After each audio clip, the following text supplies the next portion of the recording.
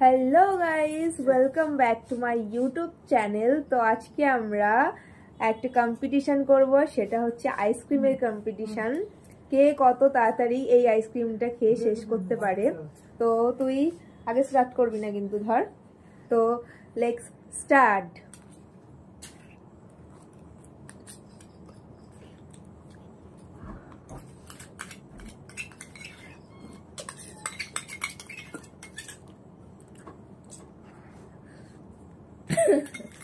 মুখের খাবার কিন্তু শেষ হয়নি, আমার হয়ে গেছে।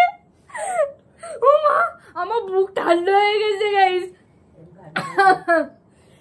বুক পুরো ঠান্ডা হয়ে গেছে কিন্তু। হ্যাঁ, মুখের খাবারটা আমার শেষ হয়নি।